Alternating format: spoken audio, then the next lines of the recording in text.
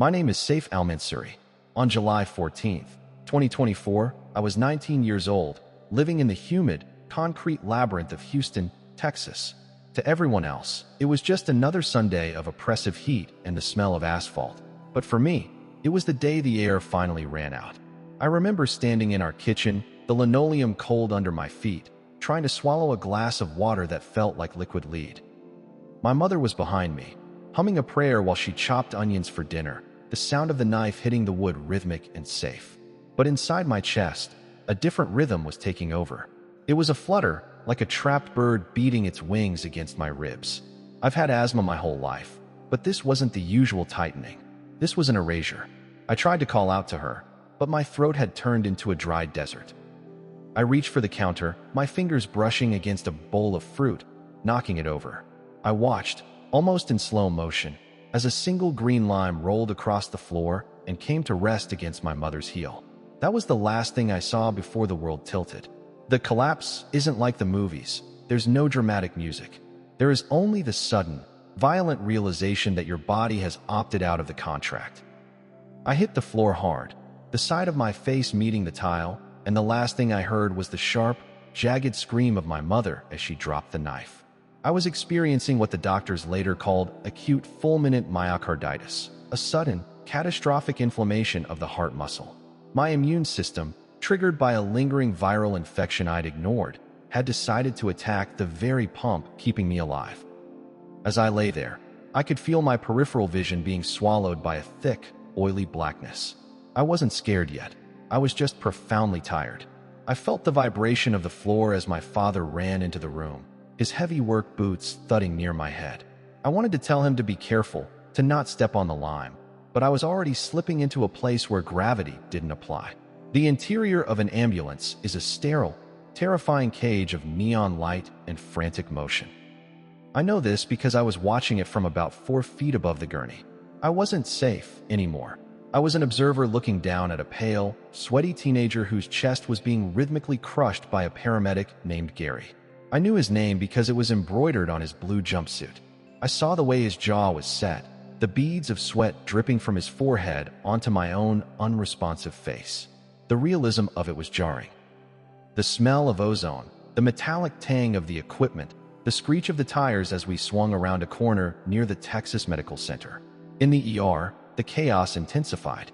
I watched the doctors perform a rapid sequence intubation, shoving a plastic tube down my throat to force air into lungs that didn't want it.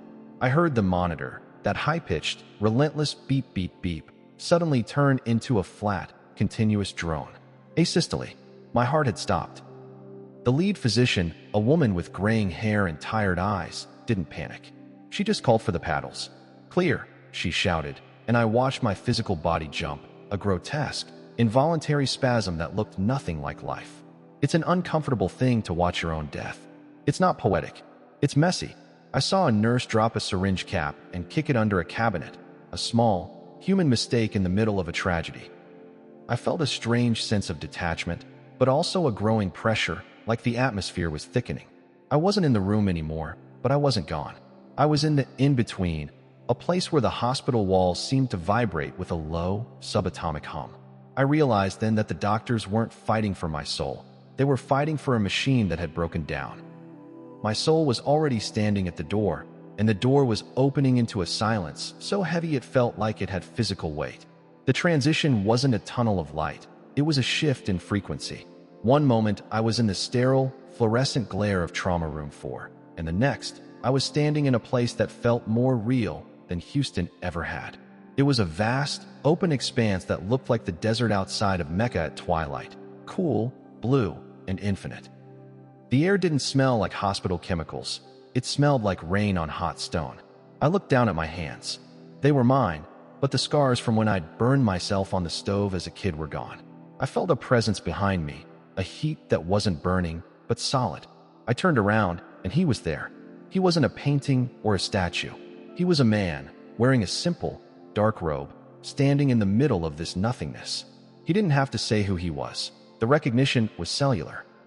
He looked at me with eyes that seemed to see every lie I'd ever told, every secret I'd kept, and yet there was no condemnation. There was only a profound, devastating clarity. I felt my knees give way, not out of fear, but because I suddenly realized how small I was. I whispered, "Am I dead?" He didn't move, but his voice resonated inside my chest. It was a voice that sounded like the wind through a canyon. "You are at the threshold, Saif," he said. He stepped closer, and as he did, the landscape around us began to change. The blue desert started to bleed into images of my home, my mosque, the streets I walked every day. But they were distorted, like looking through cracked glass. He looked at the images of the world I had just left, and his expression wasn't one of peace. It was one of deep, grieving urgency. He reached out a hand, and as I took it, I felt a jolt of electricity that made me see things I wasn't ready to see. He looked at me and said, "I am sending you back, but you must carry the weight of what is coming. They are not ready, Saif. My people, your people, they are building houses on sand while the tide is already at the door." The weight of his hand was like a physical anchor, pulling me back through the layers of the unseen until the blue desert began to dissolve into the jagged, gray reality of a hospital waiting room. But I wasn't in my body yet. I was hovering in the corner of the ceiling, watching my father. He was sitting in a rigid, plastic chair, his face buried in his calloused hands. My uncle was standing over him, his voice a low, frantic hiss. They weren't praying. They were arguing about the bill. I saw my uncle pull out his phone, showing my father a digital banking app, the red numbers glaring back at them. "We can't sustain this, Ibrahim," my uncle whispered, his eyes darting toward the closed double doors of the ICU. The insurance already flagged the pre-existing condition from his childhood asthma. If he stays on the ventilator another night, we lose the shop. The chilling pragmatism of that moment hit me harder than the cardiac arrest. This was the sand he had spoken about. My family, the people I thought were pillars of faith and sacrifice, were crumbling under the weight of a decimal point. I watched my father's shoulders slump, a gesture of defeat that felt like a betrayal of every bedtime story he'd ever told me about God's providence. The warning he had planted in my chest began to throb. It wasn't just about a coming storm. It was about the rot that had already started in the quiet moments. I saw my sister, Layla, standing by the vending machine, her hijab slightly askew, staring blankly at her reflection in the glass. She wasn't crying. She was scrolling through her phone, her thumb moving with a robotic, frantic speed, checking social media, looking for a distraction, an escape from the silent room where her brother was technically a corpse. The disconnection was absolute.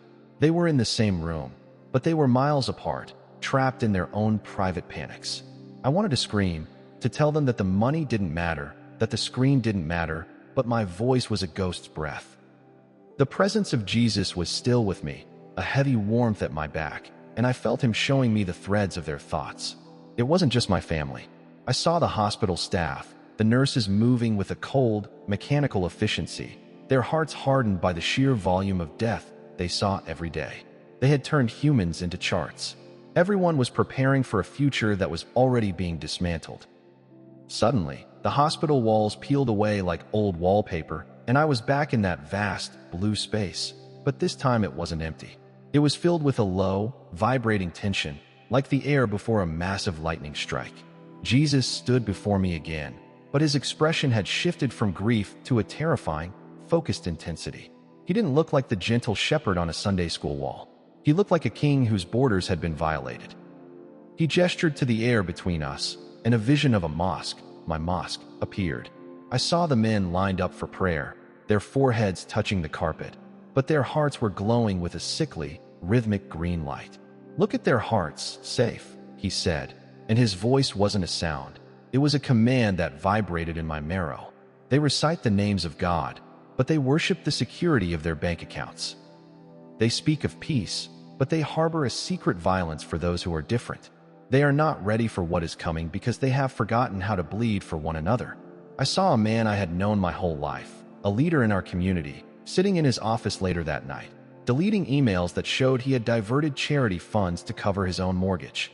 The hypocrisy was a physical stench in that holy space. I tried to turn away, but Jesus held my gaze. "Why are you telling me this?" I cried out, the frustration finally breaking through my shock. "I'm 19. I'm a student. What am I supposed to do with the sins of grown men?"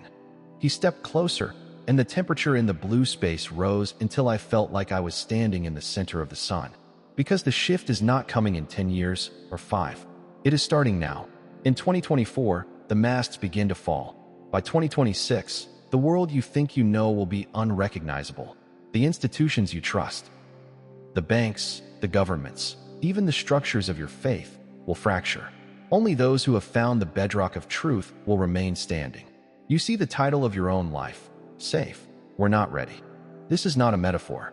The systems of man are failing because they were never meant to hold the weight of eternity. He showed me a vision of a city street.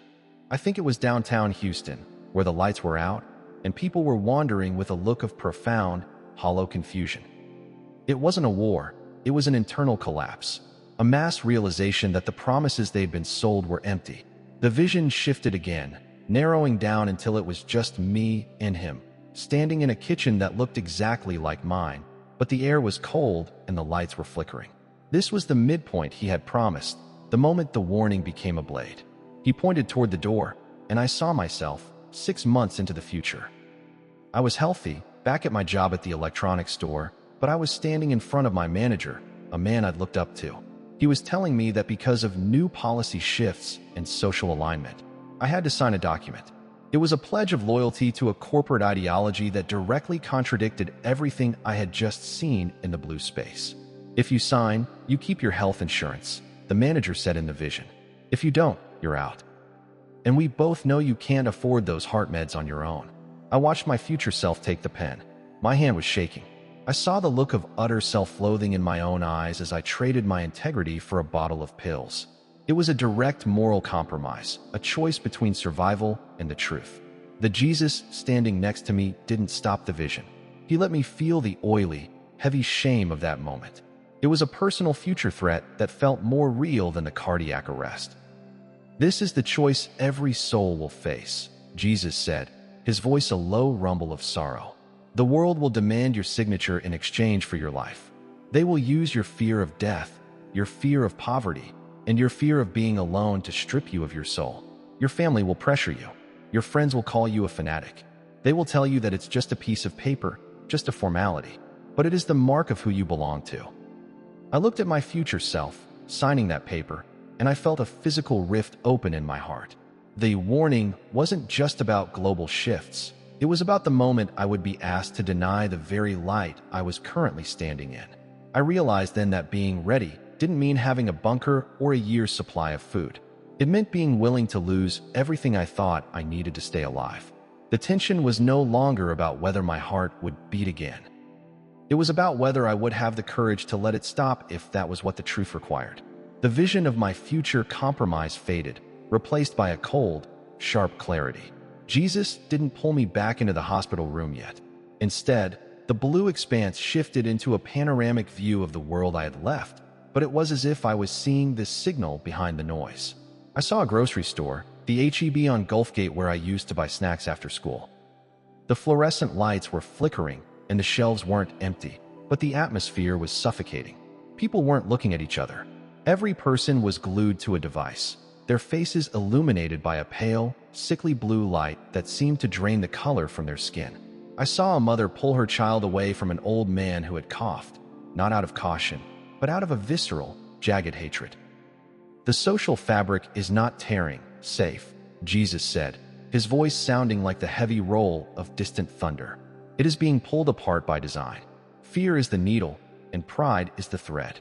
He showed me a digital feed, a flurry of news headlines from 2025 and early 2026. I saw images of bank runs that were silenced by media blackouts and social credit pilot programs being rolled out under the guise of community safety. I saw the way people I knew, my neighbors, my teachers, were beginning to report one another for non-compliance with shifting ideological standards. It was a quiet, domestic Cold War. The tension was no longer about a singular event like a bomb or a plague. It was a slow-motion car crash of the human spirit. I saw a man in a business suit sitting at a mahogany desk, signing an order that would freeze the assets of thousands of people who refused a specific mandate. He wasn't a monster. He was just a man who wanted to keep his pension. This is why they are not ready, Jesus whispered, and I felt his grief like a physical weight on my chest. They have traded their neighbor for their comfort. When the true shaking begins, they will have no one to hold on to, because they have already burned every bridge of genuine love. The public square has become a court of shadows. I turned to him, my breath hitching in a chest that no longer felt like mine. What determines the outcome? I asked, my voice cracking. If the world is failing, if the mosques and the churches are crumbling from the inside, who survives this? Jesus stepped toward me, and the space around us stabilized into a singular, blinding point of focus. This was no longer a vision. It was a declaration. He spoke with a directness that stripped away every metaphor I had ever heard in a sermon. The outcome is determined by ownership, he said, his eyes like twin fires of amber. The title of this hour is We're Not Ready, because humanity has tried to own itself. You ask what changes?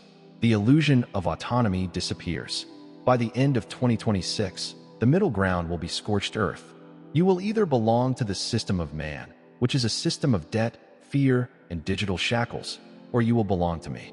There is no third option. He gestured to a group of people standing in a dimly lit basement, their faces weary but their eyes shining with a peace that made the hospital's peace look like a lie.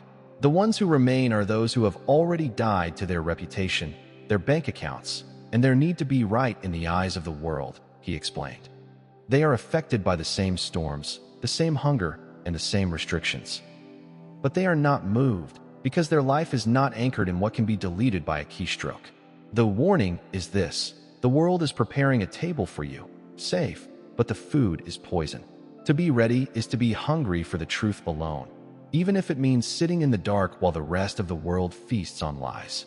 The outcome for every soul is decided by what they are willing to lose to keep their lamp lit. The blue space began to vibrate with a high-pitched frequency that made my teeth ache. I knew my time was short. My physical body, miles away in that ICU bed, was being shocked again. I could feel the rhythmic, violent thud of the defibrillator paddles echoing in this spiritual realm. Jesus looked at me, and for the first time, I saw a flicker of something like a challenge in his expression. He wasn't just giving me information. He was asking for a price. If you go back, he said, the words hanging in the air like heavy stones, you will carry a mark that the world will recognize. You will not be able to unsee the rot. Your parents will think you have lost your mind. Your friends will distance themselves because your presence makes their compromises feel uncomfortable. You will be a stranger in your own home. He showed me a vision of my return. Me standing in our kitchen, trying to explain this to my father, and seeing the man I loved look at me with a mixture of pity and anger. He's traumatized, my father would say to the imam. The oxygen deprivation scrambled his brain. I saw myself standing alone at a bus stop in the rain, having been fired from that future job for refusing to sign the pledge. I saw the isolation. I saw the personal fracture of my life becoming a permanent state of being. Is it worth it? I whispered, looking at the scarred, beautiful man before me. He didn't give me a comforting platitude. He just held out his hand one last time. The choice is not between life and death, Saif. You have already died. The choice is between a life that is a lie and a death that is the beginning of everything. If you return as a witness. And a witness is only useful if he speaks the truth when it is most dangerous to do so. Will you go back and tell them they are building on sand? I looked at the dark, cold world I was being asked to re-enter, and then I looked at him. I reached out. The moment I touched his hand, the blue desert didn't fade, it shattered. It felt like being dropped from a plane into an ocean of ice. The transition back to my physical form was a sensory assault. The first thing I felt was the burning, a localized, searing pain in the center of my chest where the defibrillator pads had scorched my skin. Then came the smell. The ozone of the electric discharge mixed with the metallic, sharp scent of blood and floor wax. My lungs, which had felt like they spanned galaxies just moments ago, now felt like two crumpled paper bags. I tried to gasp, but the plastic intubation tube blocked my throat, triggering a violent, gagging reflex that made my entire body buck against the restraints. I heard the frantic shouting of the code team. He's back. We have a rhythm. Sinus Tatch, 140. The voice belonged to the gray-haired doctor, but she sounded like she was speaking from the bottom of a well. My eyes snapped open, but the world was a blur of harsh fluorescent white and moving shadows. I felt the way. Of the mark Jesus had spoken of, it wasn't a physical scar, but a spiritual heaviness that made the hospital room feel like a prison. I looked at the nurse who was checking my foreline, a young woman with tired eyes, and I didn't see a medical professional. I saw the green, flickering light of her heart, the same light I'd seen in the mosque. I saw her exhaustion, but I also saw her resentment. She wasn't happy I was alive. She was just relieved her shift wouldn't be delayed by a death certificate. As the sedative they pushed through my line began to cloud my mind, I tried to form words to tell them what I had seen. I gripped the side of the bed, my knuckles turning white. I wanted to tell the doctor that her house was on sand, that the bank runs I'd seen in the vision were already beginning in the quiet digital ledgers of the world. But all that came out was a wet, metallic wheeze against the tube. I saw my father through the small glass window of the ICU door. He was weeping, his forehead pressed against the pane, but I felt a chilling distance between us. The boy who had collapsed on the kitchen floor was gone. The person in this bed was a stranger carrying a message that would eventually break his father's heart. 3 days later, the hospital was quieter, but the air felt charged with an unspoken electricity. I was sitting up, the tube gone, my throat raw and aching. My father was by my side, peeling an orange, the citrus scent cutting through the sterile air.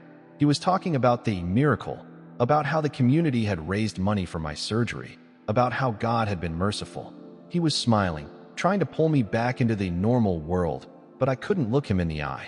I was staring at the small television mounted in the corner of the room. The news was on, a local broadcast. The anchor was talking about a temporary glitch in the regional banking systems. She played it off as a technical update, a minor inconvenience for Sunday afternoon shoppers. But I felt a cold jolt of recognition. I looked at the scrolling ticker at the bottom of the screen. July 17, 2024, major retailers reporting point-of-sale failures. Federal Reserve monitors liquidity. This was the beginning of the shadow Jesus had shown me. My father noticed my stare and waved his hand dismissively. Just some computer trouble, Saif. Don't worry about the world. Just get strong. Then it happened. The irreversible event. My phone, which had been charging on the nightstand, buzzed with a notification from my workplace. I picked it up with a trembling hand. It wasn't an "I'm glad you're okay" text. It was a formal, automated email from the corporate HR of the electronics firm where I worked. Mandatory policy update and digital identity integration. I opened it. The document was an early draft of the loyalty pledge I had seen in my vision. It required all employees to link their personal banking to a new corporate wellness app that tracked social alignment metrics to ensure community safety. My stomach turned. It was July 2024. The vision hadn't just been a warning of 2026. It was a roadmap of the present. I looked at the accept button at the bottom of the screen. I knew that if I tapped it, I would be safe. If I didn't, my insurance. The very thing paying for this hospital bed would be under review. The choice wasn't in the future. It was in my hand, right now. I didn't press the button. I let the phone screen go dark, the reflection of my pale face staring back at me. My father reached over and took the orange slices, offering one to me. Eat, Saif. You need your strength for the journey home. I took the orange, but it tasted like ash. I looked out the hospital window at the Houston skyline, the sun setting in a bruised purple haze over the skyscrapers. Somewhere out there, millions of people were coming home from work, checking their apps, planning their futures, and building their houses on the shifting dunes of a system that was already breathing its last. I realized then that Jesus hadn't sent me back to fix the world or to lead a revolution. He had sent me back to be a crack in the mirror. I thought about the mosque, about the men I had seen with the sickly green light in their hearts, and I felt a profound, lonely grief. I wasn't a hero. I was a 19-year-old kid with a scarred heart and a piece of information that no one wanted to hear. The miracle my family was celebrating was actually a sentence. I was back in a world that was frantically trying to ignore the tide while the water was already soaking into the carpet. That night, as the hospital settled into a rhythmic hum of machines and hushed voices, I felt a familiar warmth in the room. It wasn't a vision, just a presence, a reminder of the blue desert. I looked down at my wrist, where the plastic ID band listed my name and my status. I took a pair of surgical scissors from the tray next to the bed and slowly, deliberately, snipped the band off. It fell to the floor with a soft click, landing right next to my father's discarded orange peels. I lay back and closed my eyes, listening to the sound of my own heart. Thudding, uneven, and temporary. The world was sleeping, convinced that tomorrow would be just like today. But I stayed awake, watching the red light of the smoke detector blink on the ceiling, waiting for the first sign of the shaking. The lime from the kitchen floor was still in my mind, small, green, and forgotten. If this message felt important, it probably was. There are more stories like this, and they only get deeper. Subscribe now so you don't miss the next one, because some warnings aren't meant to be ignored.